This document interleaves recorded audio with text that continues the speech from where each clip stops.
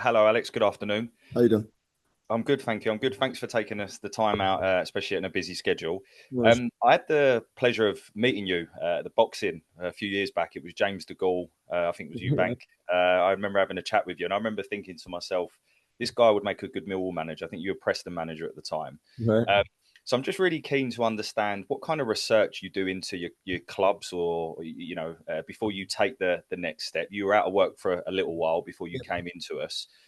What sort of research do you do, and what was it about the Millwall opportunity that appealed to you at the time? I think there's two main things that you always look at is the people you're going to be working with in terms of who the owner is, who obviously whether it be the chief exec or the director of football or I mean there's so many different names for that type of role, which obviously Steve's got for us at the moment. But I think definitely Jimmy and Steve were big factors because you want people who you feel you can work with, who you can create a good bond with. You're aligned in terms of what the strategy of the club looks like in terms of do you see yourself being a good fit for that and more importantly, can you implement it as to what they want, as well as looking at the squad.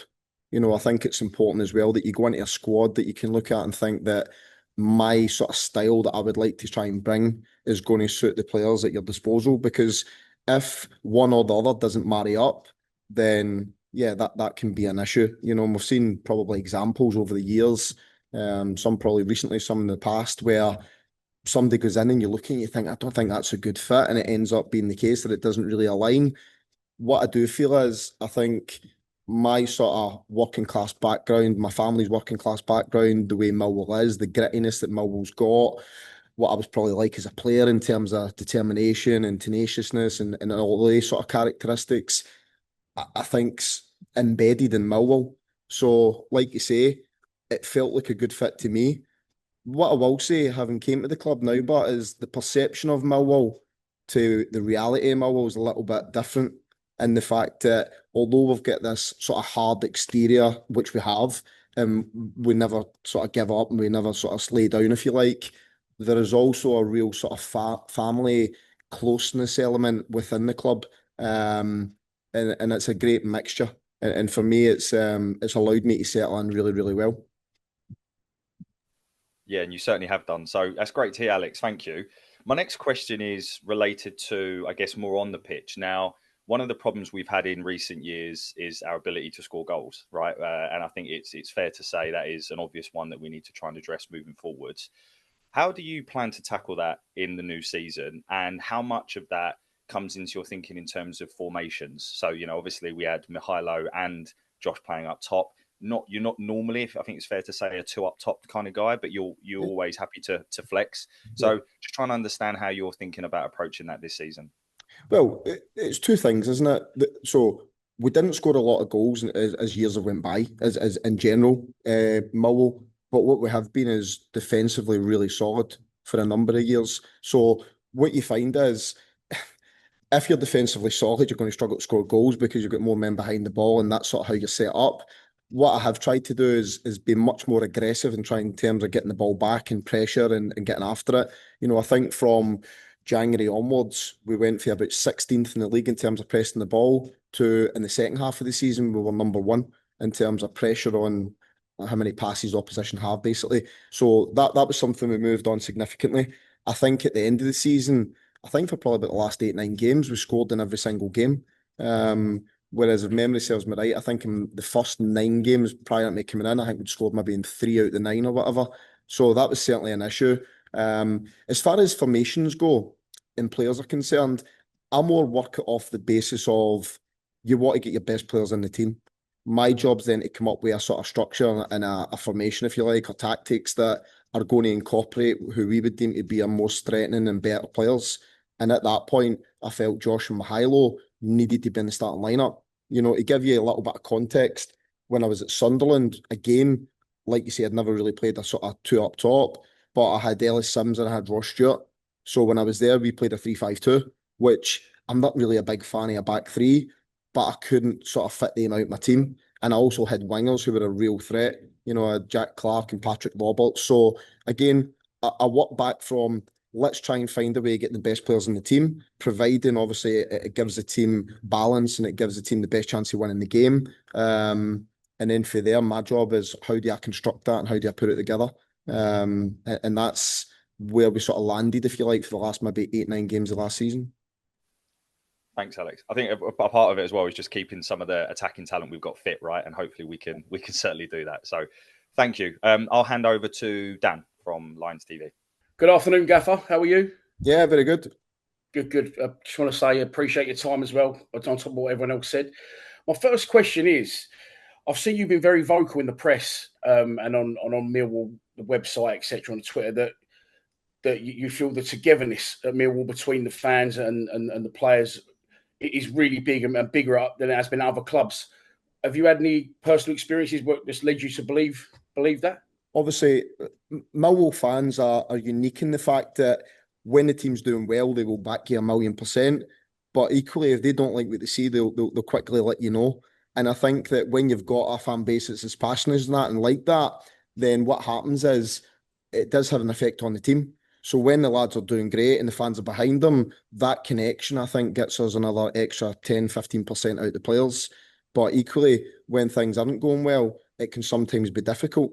And listen, there's some fans up and down the country that are like that. I think Millwall are certainly like that. And I think what it does do is when the players are playing well and the fans are behind them, I think that the players go out there with a real confidence in what they're doing. And I think that's why a lot of people over the years have found it really, really difficult to come to the Den and try and pick up points, and certainly I think we won our last 5, maybe 6 games of the season at home, which wasn't really the case when I first came in. When I first came in, my home games initially was probably where we struggled more. We were better on the road. And then by the end of the season, we'd sort of resolved the home form. And I felt that a big part of that was the atmosphere felt so much better towards the end of the season. The fans were really behind us. You could see that they came to the games with a sort of expectation that we were going to perform and we're going to try and win, but more importantly, knew the part that they had to play in terms of getting behind the team. So that's probably where that comes from in terms of those comments. And every Millwall fan that I have met has been overwhelmingly supportive in terms of obviously wanting us to do well, wishing us well, all that sort of stuff. So yeah, I think that certainly helps. You just said there about, when you first come in, potentially it wasn't going as good. It took you time to find your feet. And then once you did, the finish was absolutely brilliant towards the end of the season. Potentially maybe not even on the pitch, but off the pitch. Was there anything that you've had to, what's the biggest wholesale change you've had to make, maybe in and around a training ground or whatever, if anything? Yeah, I think in terms of how we play is probably the biggest change for me in terms of the bit that I found, and I think the players found maybe challenging is if you think in Millwall for the last probably 6, maybe 7 years, even maybe longer than that, we've sort of played as a sort of compact, deep-lying team that then tries to hit in the counter predominantly. I think at home we have added an element of aggression at times. I watched the Blackburn game before I came in. We're certainly more aggressive in that match, but I don't think that that's something that was consistent in terms of how we performed. So certainly trying to get the players to press the ball and be aggressive in that first instance when the first pass was made was something that took us probably 4 or 5 games to really get a hold of. And then there's one game that sticks out in my mind so much was at home against Norwich. And what Norwich do is make it difficult. So they sort of fold into a back three and it's hard to get and get pressure on the ball. And I remember Casper running over after 10 minutes saying, they're playing conventional, they've not folded it. Can we run after them? I'm like, yep, on you go. And the next minute, away they went. So, and that game stands out in my mind in terms of getting the balance right, like I was saying earlier, about trying to score goals, being aggressive. We were in Norwich at home after 65 minutes. Do you know what I mean? Which, if you said that to me when I first joined it, we would have got to that stage within a short period of time. Yeah, I found that hard to believe. But what it did show was how well the players adapted to it and how well they took it on. So that was probably the biggest shift for me in terms of how we played. Yeah, and also, I think everyone agrees you've done a fantastic job so far. We know a lot about you. You've obviously managed some big clubs, but can you just tell us a bit about your assistant? Because I know the guy is, but I don't know too much about him and how important he is and the team that you brought with you behind the scenes are to you. Yeah, so yeah, your team's vital. I mean, it's like being on a team as a player. You don't win anything yourself. I do my part that I feel is my strength, but there's other guys that supplement me, round me, that do the bits that I'm probably not as good at. And they're really good at it. So Martin in particular, I'll speak about him obviously because that's who you referred to. Is me and Martin have known each other since we were 10 when we went to high school. We sat in the same class together. He was my best man at my wedding. I was his best man at the wedding. We sort of parted ways for a little bit. In fact, he went to Ross County to play. I went to England and played at Barnsley for a while. And then when we went back into Scotland, when I moved back home, we played at Hamilton together for 10 years. So when I took over as manager there, I made him captain. When I then left, he took over as manager in his own right and managed Hamilton in the Premier League for 4 years. And then from there, my first opportunity really to take him was at Sunderland. And that was the first time from a managerial sort of assistant sort of relationship. That was the first time that we'd had the opportunity to do that. And obviously we got promoted, which was a great feeling. And then for there, obviously I've took him to Stoke and now to Millwall. So yeah, he certainly gives me balance. You'd probably describe me as the livelier out the two. That's brilliant. And listen, finally, it's all going great at the minute. That's great. And the end to last season was so strong. How do we kick on? Going into next season? Yeah, but I think obviously. And can we kick on?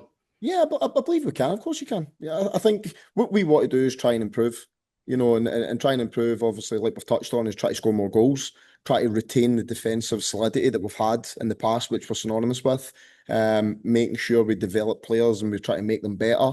But more importantly, win games. That's why the fans turn up. They don't want to hear about how we're trying to improve the left back or how we try to improve the right winger. You improve that by winning. So for us, we want to be really competitive next year. We've obviously still got a bit of work to do in the window. We've lost quite a few players and we've brought a couple in. But like with every window, at the moment, it's difficult. A lot of the Premier League teams, for instance, have only just come back. Crystal Palace, before we played them, had been in 3 days. So they're not at a stage, a lot of these clubs, to make decisions on players that are going to free them up for us to potentially try and either buy them or loan them or whatever. So yeah, I think for us, if we can keep, like you say, the leadership bit, we can improve on our style of play, we can try and recruit well, and we can try and keep that connection with the fans. I think through the 4 facets, I think that sets us up to hopefully have a successful season.